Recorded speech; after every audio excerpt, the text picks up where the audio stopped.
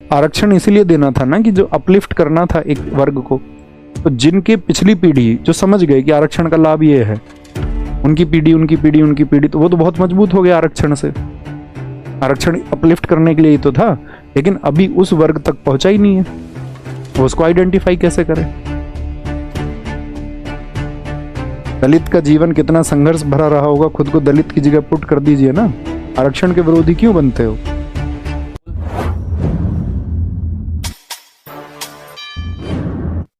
तो यूएसए में एक बहुत बड़ा वर्ग ऐसा मौजूद था जो गुलामी से लोगों को आजादी दिलाना चाहता था।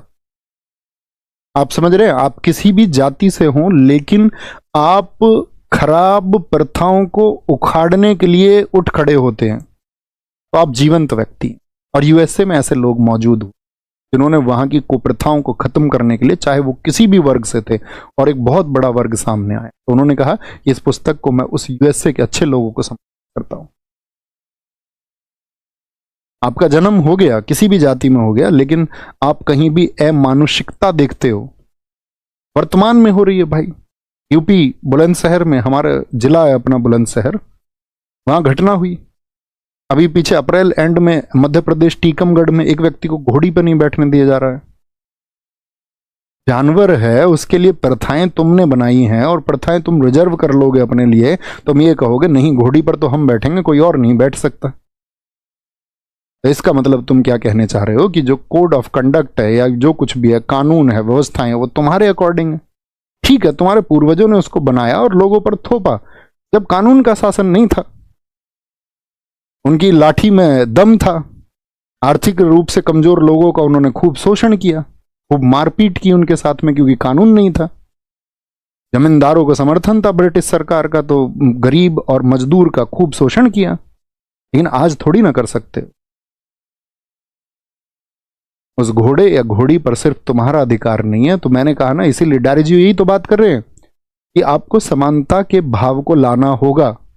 और तब कहां चली जाती हैं वो? क्षत्रिय धर्म क्या है? क्षत्रिय धर्म तो यही है ना कि कहीं पर भी कुछ गलत घटित हो रहा है तो उसके विरोध में वो लोग जाएंगे। तो फिर सभी क्षत्रियों को इसके विरोध में जाना चाहिए, और नहीं तो फिर हमको अपनी क्षत्रियता पर सवाल करना चाहिए कि यार हमारे क्षेत्र में इस तरह की घटना कैसे घट गई। अब क्यों विरोध क्यों नहीं करेंगे? क्योंकि हमारी जाति वालों ने उस घटना को अंजाम दिया है, तो हमारी जाति के लोग हैं, तो हमारी जाति के व्यक्ति जो भी कर दे वो सब सही है। दूसरी ही जाति के साथ में तो हुआ है। तो यही इस देश के बेड़ा गर्क होने की चीजें हैं। और एक घटना नहीं, आगरा में क्या हुआ, जालौर में क्या हुआ, क्यों, मतलब ऐसा क्यों हो रहा है? सोचने की बात है ना। तो सोचने की बात यह है कि अभी भी लोगों के मस्तिष्क में चीजें मौजूद हैं। एनलाइटनमेंट में जो लोग चले गए, जिन लोगों ने उसको मान लिया, जिन लोगों ने प्रयास किए, वो वर्ग आज भी एक सीमित वर्ग है। सीमित वर्ग है। मैं अपने आसपास के क्षेत्र की आज की चीजें बताऊं, आज भी लोगों के अंदर ये मानसिकता है कि ये बर्तन इनके लिए नहीं है, ये उनके लिए नहीं है, उनके यहाँ खा नहीं सकते। जी हाँ, हम तो उनकी दावत में जाएंगे भला। वर्तमान की बात मैं आपसे कर रहा हूं।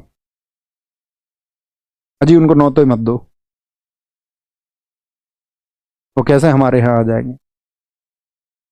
तो वो लोगों के दिमाग में जब चीजें घर कर जाती हैं, क्योंकि नाम मात्र के लोगों ने आंदोलन किया, नाम मात्र के लोगों ने, एक वर्ग कभी उठ खड़ा ही नहीं हुआ, समुचित रूप से उसको क्रांति के रूप में किया ही नहीं गया। सरकारों का लाभ ये है कि उनके वोट बैंक है, उनको क्या ही फर्क पड़ता है, और जिसने उसको झेला नहीं उस पर क्या ही फर्क पड़ेगा। मैंने कहा ना, दुनिया में सिर्फ एक सिद्धांत है, आप किसी चीज को यदि जज करना चाहते हैं तो उस एक स्थिति में खुद को पुट कर दीजिए।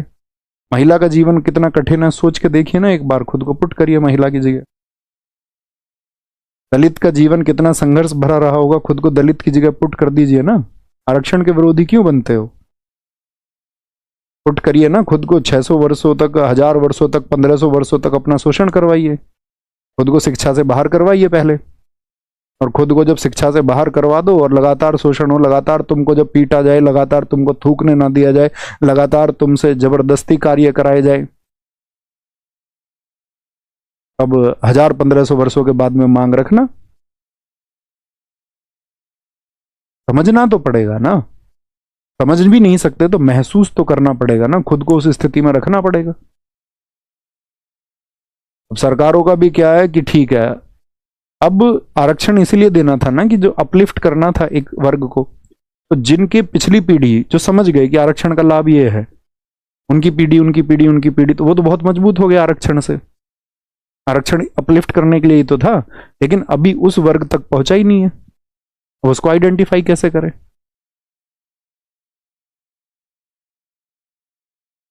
भाई जिसके पढ़ाई आज भी, जिसका मान के चलो घर की हालत ऐसी, मजदूर है कोई मजदूर, वो खुद 18 घंटे काम करता है, तनख्वाह मिलती है उसको 5,500 रुपये महीने की, 5,000, 4 बच्चे हो गए उसके, उसके घर में कभी कोई बीमारी हो गई और उसके ऊपर कर्ज हो गया, उस बीमारी में 50,000, लाख रुपए का, 2 लाख रुपए। अब वो कर्ज बढ़ता जा रहा है, तो जब उसके बच्चे पढ़ेंगे तो क्या वो अपने बच्चों को वो शिक्षा दे पाएगा, या वो अपने बच्चों को काम पर लगाएगा? क्या विकल्प होगा उसके पास में, आप सोचिए। क्या बाल मजदूरी को जन्म नहीं मिलेगा? आप कहेंगे नहीं जी एजुकेशन तो फ्री है, अपने बच्चों को तो बिना पैसे के पढ़ा सकता है। बात वो नहीं है ना, बात ये है कि उसके ऊपर जो उसका शोषण करके उसके ऊपर जो थोप दिया गया है वो कैसे उतार पाएगा? तो उसको तो लगेगा मेरे बच्चे भी थोड़ा थोड़ा कमा ले। आप कहेंगे नहीं भैया, अच्छा चल 2 बच्चों को ला लो, 2 बच्चे। टीचर क्या करते हैं सरकारी स्कूलों में, देखा आपने अपने गांव में जाकर के? है कोई इंस्ट्रक्टर जो जांच के कोई रिपोर्ट बनाता हो इस गवर्नमेंट में, कौन से टीचर्स क्या अच्छा कर रहे हैं, कौन अच्छा कर रहे हैं, उनको अवार्ड दिया जा रहा है, उनको प्रमोशंस उसी हिसाब से मिल रहे हैं जो जो अपने फील्ड में अच्छा कर रहे हैं, अपने स्कूल में जिसमें बच्चों को वो संगठित करके बेहतर गवर्नमेंट टीचर प्राइमरी एजुकेशन के लिए काम कर रहे हैं, उनको अवार्ड दिए जा रहे हैं, उनको पब्लिश किया जा रहा है। अवार्ड किसको मिल रहे हैं हमारे देश में? पब्लिश कौन है इंस्टाग्राम पे, जो ज्यादा कपड़े उतार के नाच दे वो ज्यादा फेमस है। जब आप समाज में वो दर्पण नहीं दोगे, आप ऐसे लोगों को आगे नहीं लेके जाओगे जो समाज को एनलाइटन करने का काम कर रहे हैं, सही तरीके से शिक्षा दे रहे हैं, तो कौन आना चाहेगा उस फील्ड में? तो फिर सबको यही लगेगा ना, अच्छा इस देश में तो इस तरह के लोगों की कीमत है, तो हम भी ऐसे ही हो जाते हैं, तब व्यक्ति वैसा ही हो जाता है। और नहीं तो सरकारी स्कूलों की हालत तुम देखो जाकर के, खुद देखो तुम, कोई पढ़ाने को तैयार नहीं है सरकारी स्कूल में अपने बच्चों को। इसका कारण क्या है? प्राइवेट स्कूल लूट रहे हैं। उनकी फीस है महीने की 10,000, 20,000, 5,000, 4,000, 6,000, 2,500, 2,000। नर्सरी की, स्कूल टू स्कूल डिफर करती है ना।